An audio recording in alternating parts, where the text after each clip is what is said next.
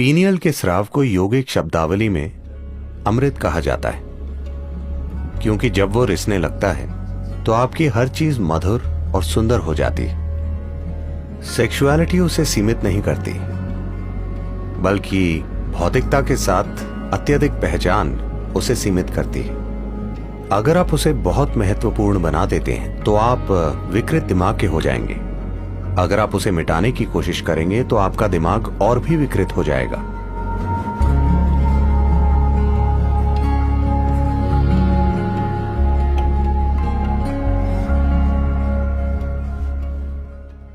एक 92 साल का बूढ़ा आदमी फुल मेडिकल जांच के लिए अपने डॉक्टर के पास गया।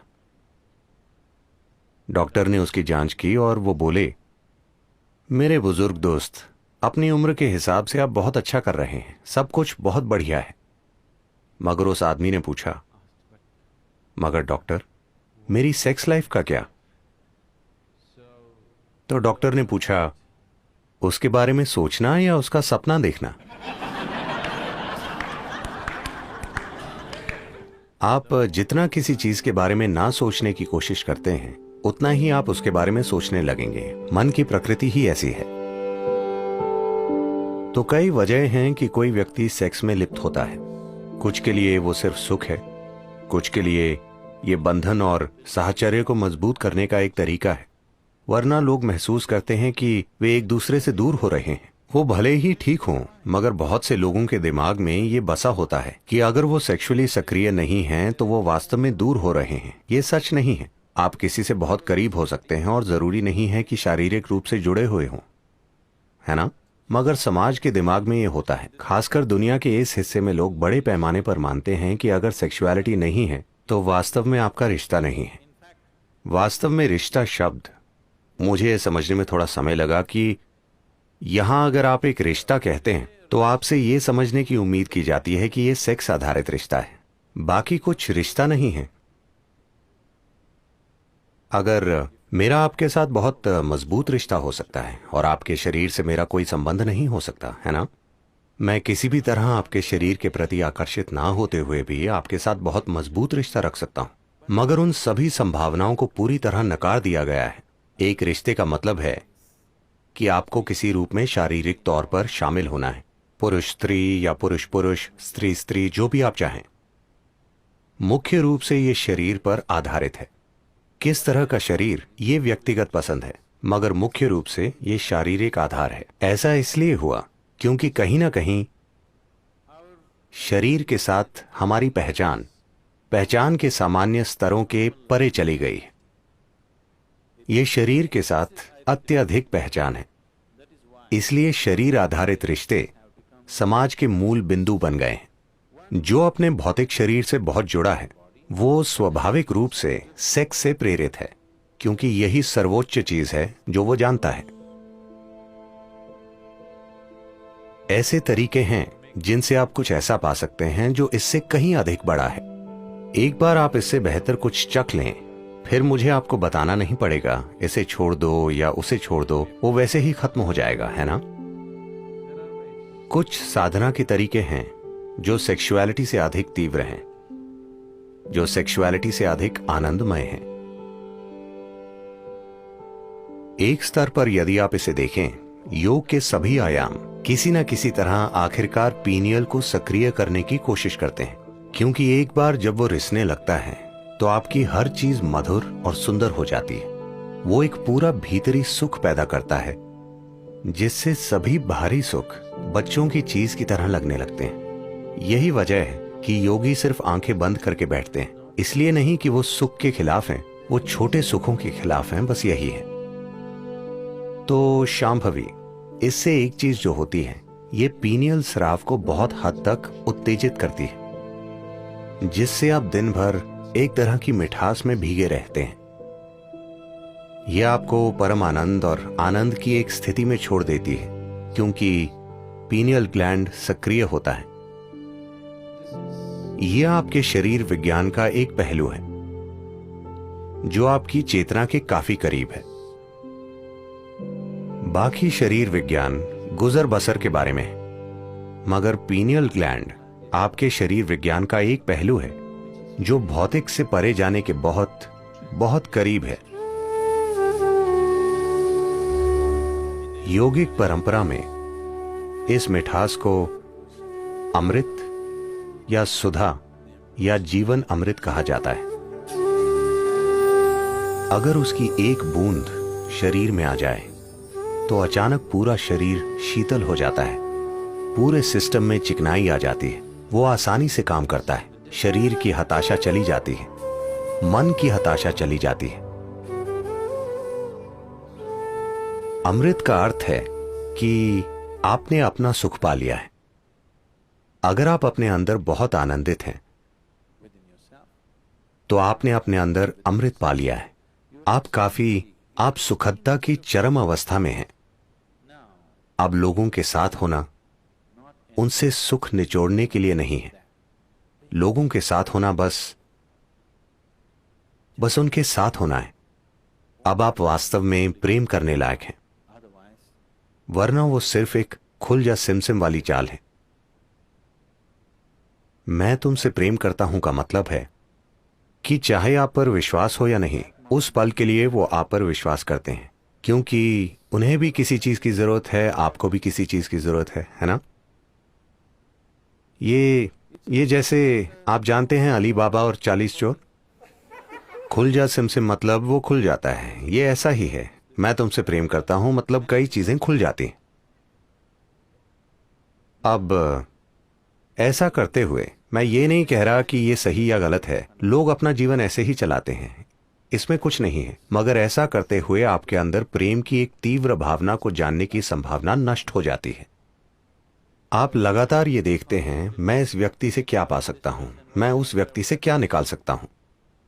ये एक ठग का काम है। इसे प्रेम संबंध कहा जाता है, मगर यह ठगी का काम है।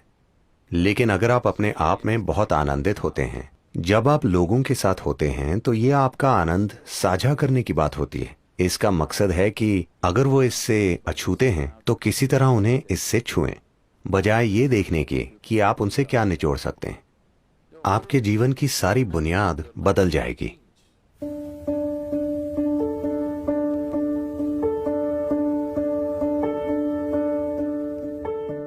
हाँ और नहीं। इस अर्थ में सेक्सुअलिटी उसे सीमित नहीं करती, बल्कि भौतिक के साथ अत्यधिक पहचान उसे सीमित करती है।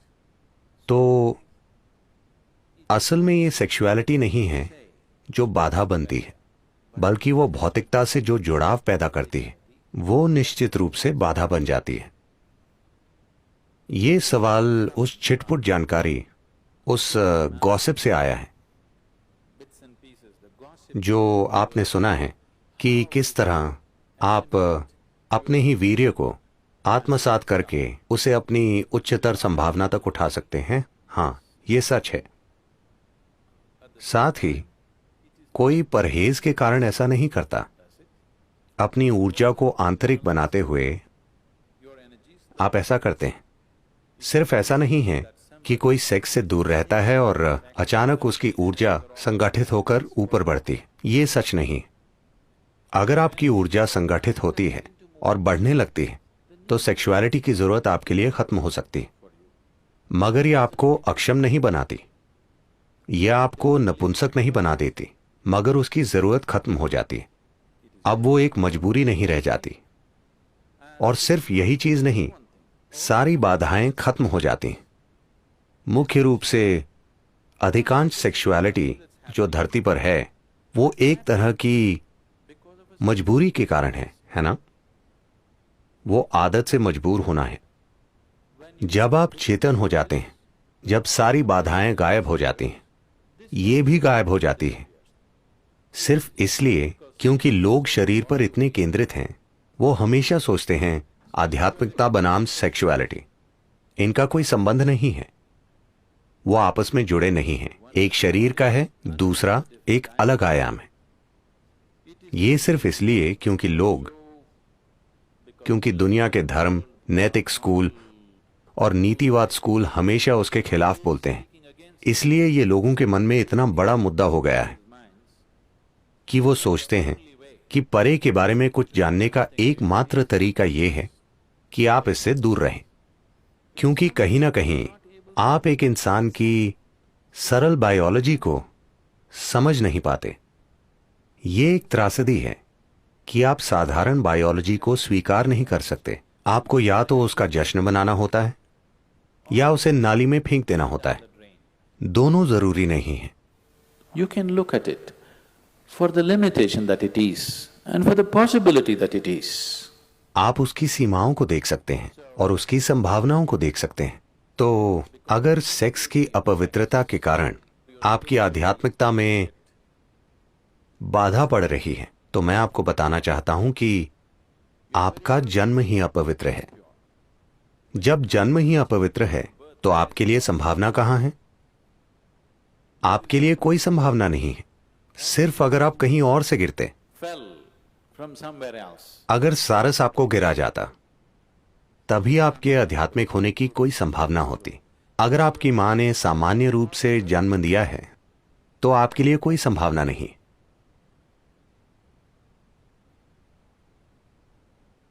एक 6 साल की बच्ची एक दिन स्कूल से घर लौटी और पूछा, मम्मा मैं कैसे पैदा हुई थी? मां शर्मिंदा हो गई। वो बोली, एक सारस तुम्हें गिरा गया। वो बोली, ठीक है, उसने लिख लिया। मम्मा आप कैसे पैदा हुई थी? मुझे भी एक सारस ने गिराया था। मम्मा नानी कैसे पैदा हुई थी? उन्हें भी एक सारस ने गिराया था। फिर वो बच्ची गंभीर हो गई और वो नीचे जाकर बैठ गई और अपने होमवर्क में कुछ लिखना शुरू कर दिया।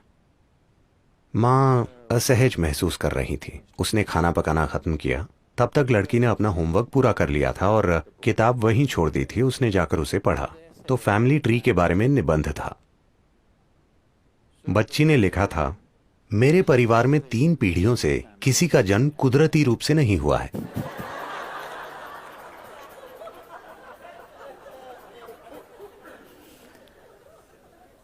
तो मूर्खतापूर्ण विचारों के कारण हम या तो किसी चीज को बढ़ा चढ़ाकर कहते हैं या अनावश्यक रूप से उसे दबाने की कोशिश करते हैं। इसकी आपके जीवन में एक भूमिका है। अगर आप इसे बहुत बड़ा बना देंगे तो आपका दिमाग विकृत हो जाएगा। अगर आप उसे मिटाने की कोशिश करेंगे तो आपका दिमाग और अधिक विकृत हो जाएगा। आखिरकार अब मैं बोल रहा हूं, यह एक तरह की ऊर्जा है। आप मेरी ओर देख रहे हैं, ये एक तरह की ऊर्जा है। आप मुझे सुन रहे हैं, ये एक तरह की ऊर्जा है। ये एक ही जीवन ऊर्जा की अलग अलग अभिव्यक्तियां हैं, है ना? अब सेक्सुअलिटी भी उसी ऊर्जा की एक अलग अभिव्यक्ति है। अब व्यक्ति को तय करना है कि उसकी ऊर्जा का कितना हिस्सा वो किस दिशा में भेजना चाहता है, क्योंकि आखिरकार आपकी ऊर्जा सीमित है ना? देखिए, ये ऐसा है, आपकी आय, मान लीजिए आपकी मासिक आय $5000 है। कितना घर के किराए के लिए, कितना खाने के लिए, कितना पढ़ाई के लिए, कितना सिर्फ मनोरंजन के लिए, कितना छुट्टियों के लिए आप बांटते हैं, है ना? कल सुबह आपको तनख्वाह मिली, शाम में आप बाहर गए और उसे उड़ा दिया। अब अगले महीने परेशानी हो जाएगी, है ना? हां, आपके पास क्रेडिट कार्ड है, मगर आपके जीवन में सब कुछ, अगर आप अपने जीवन को समझदारी से चला रहे हैं, आपके जीवन में सब कुछ आपकी समझ, आपकी जरूरत और आपकी क्षमता के अनुसार बांटा हुआ है कि नहीं? हां, आपका पैसा, समय, ऊर्जा, क्या सब कुछ बांटा हुआ नहीं है? जिस तरह आप उसका प्रबंध करना चाहते हैं, यह भी वही चीज है। कितना होना चाहिए? पहले तो क्या आपको उसकी जरूरत है, या आप उसे कर रहे हैं क्योंकि आप सामाजिक रूप से बाध्य हैं? अगर जरूरत है और मैं आपको उसे रोकने के लिए कहता हूं तो आप विकृत हो जाएंगे, क्योंकि वो सब आपके दिमाग में होगा। अगर कोई आपको कह रहा है तुम्हें यह करना है, अगर तुम इसे नहीं करोगे तो तुम नॉर्मल नहीं हो, तो दूसरी तरह की विकृति आएगी। दोनों जरूरी नहीं है। आखिरकार आप किसी पुरुष या स्त्री के पीछे नहीं जा रहे, आप सुखदता के एक स्तर के पीछे जा रहे हैं। एक बार आप एक स्तर की सुखदता का अनुभव कर लेते हैं तो क्या आप इसमें और गहराई तक नहीं जाना चाहेंगे? क्योंकि जो भी सुखदता घटित हुई, शायद आपने दूसरे व्यक्ति का इस्तेमाल किया, मगर सुखदता आपके भीतर घटित हुई, सही है? तो मान लीजिए वैसे भी सुखदता आपके भीतर घटित हो रही है, दूसरा व्यक्ति उसे खोलने की बस एक चाबी है। क्या आप नहीं चाहेंगे कि चाबी आपके हाथ में ही हो? हां, कि अगर आप इस तरह बैठें, आप पूरी तरह ऑन हो, आपको किसी की जरूरत नहीं है। नहीं, देखिए, कोई चीज, आपके जीवन में कोई चीज, चाहे सुख के लिए हो, पैसे, प्रेम, ये वो, चाहे किसी भी चीज के लिए, जैसे ही आप दूसरे व्यक्ति पर निर्भर हो जाते हैं, इस धरती पर कोई भी वास्तव में भरोसे लायक नहीं है ना? मैं हर जगह से ये शिकायतें सुनता रहता हूं। कुछ लोग, आमतौर पर महिलाएं, शिकायत करती हैं कि उनके पति बहुत ही शरीर केंद्रित हैं। कुछ महिलाएं लगातार शिकायत करती हैं, वो मुझ पर उंगली भी नहीं उठाता। जो भी होता है वो एक समस्या है, क्योंकि वो कभी उस तरह नहीं होगा जैसे आप चाहते हैं। जब तक दूसरा व्यक्ति शामिल है, कुछ भी 100% आपकी मर्जी से नहीं होगा, है कि नहीं? हां या ना? वो कभी नहीं होगा। इससे फर्क नहीं पड़ता कि आप भगवान से शादी कर लें, फिर भी ऐसा नहीं होगा।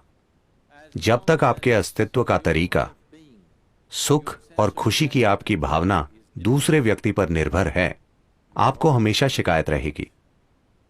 कोई फर्क नहीं पड़ता कि दूसरा व्यक्ति कितना शानदार है।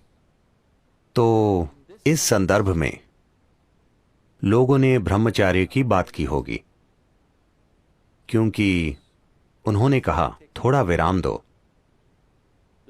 क्योंकि किसी से सुख निकालने के लिए आपको कई चालें चलनी पड़ती हैं।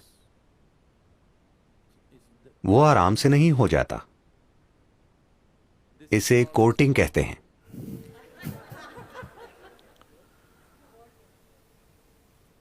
एक बार कोर्ट में चले जाएं, फैसले का दिन आ जाएगा। उसमें काफी समय, प्रयास, ऊर्जा और तमाम दूसरी चीजें लगती हैं। निराशाएं, ईर्ष्याएं, समस्याएं, सब कुछ उससे जुड़ा होता है। तो किसी ने कहा, उन चीजों से थोड़ा दूर रहकर देखो कि क्या इसे आंतरिक रूप से पैदा किया जा सकता है, और फिर लोगों के साथ रहना आपके प्रेम के कारण अधिक होगा, आपकी जरूरत के कारण नहीं, जो निश्चित रूप से लोगों के साथ रहने का एक बेहतर तरीका है ना? यह निश्चित रूप से दूसरे इंसान को सम्मान देने का बेहतर तरीका है कि नहीं? इस पर थोड़ा ध्यान दीजिए।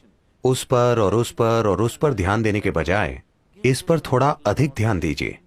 जितना आनंद कोई दूसरा आपके लिए पैदा करेगा, ये उससे कहीं ज्यादा आनंद पैदा कर सकता है।